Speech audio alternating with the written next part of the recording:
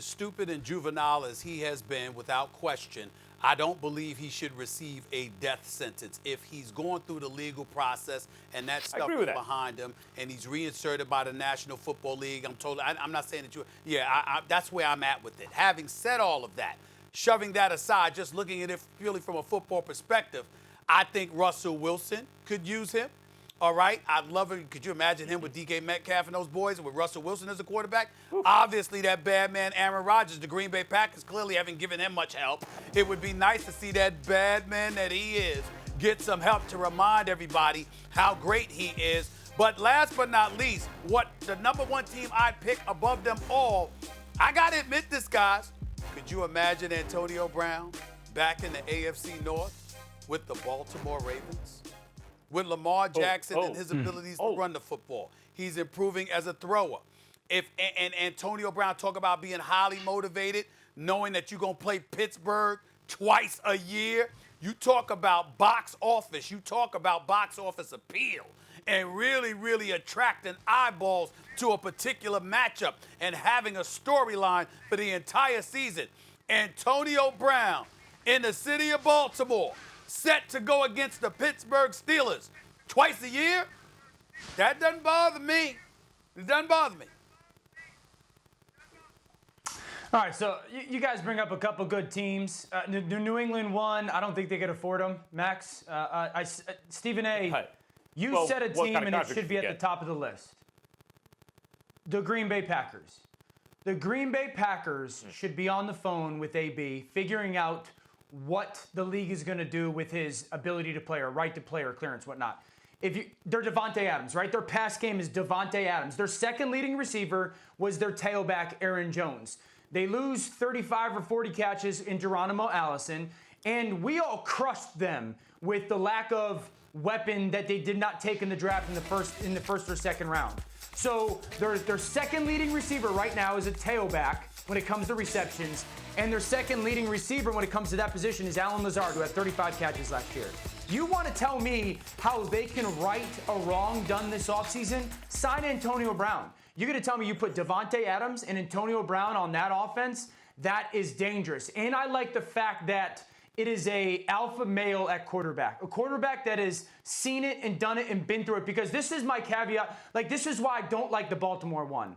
One, they drafted Devin Duvernay, so he brings that electric speed to that offense. Two, I don't want this young, impressionable.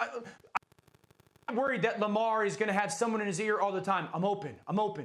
Throw it to me. I'm open. Because that is appealing when you get this personality like AB telling a quarterback, hey, throw me the ball. The second team that I would put up there is the San Francisco 49ers. Because Deebo Samuel has broke his foot, right? And so you're looking at Kittle and a secondary option that they need to throw the football to. Those are my 1 and 2 teams, Green Bay, San Francisco. Yeah.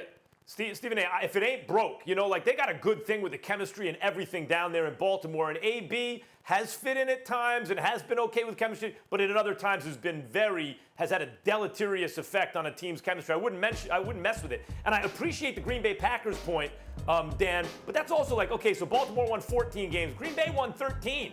And their tailback, could also catch passes. For sure, usually, has done both. So he would, of course, as a talent, he improves any team. But the Patriots, while they won 12 games last year, guys, lost their quarterback and have an unproven guy there, and everyone bemoaned their lack of weapons. So there he would be going to a team, not that needs to be put over the top, that's already a playoff powerhouse, but a team that he could really help get better, maybe, as opposed to a team where there's a downside.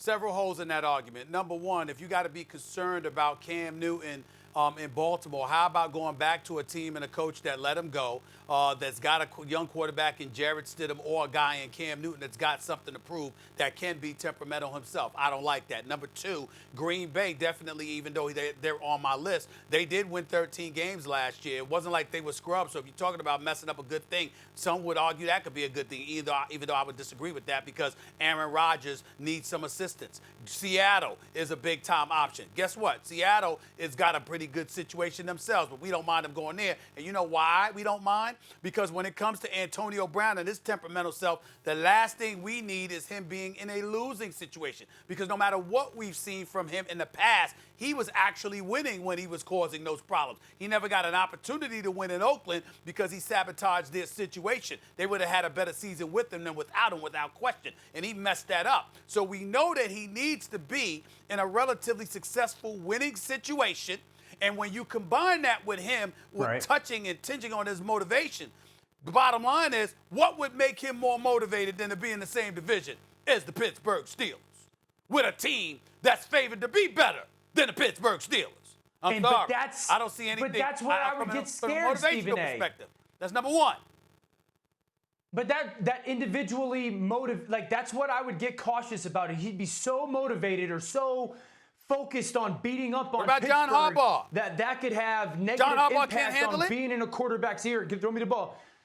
I'm not saying Harbaugh can't. What happened to your faith in John Harbaugh, Dan? Like that's a lot to handle.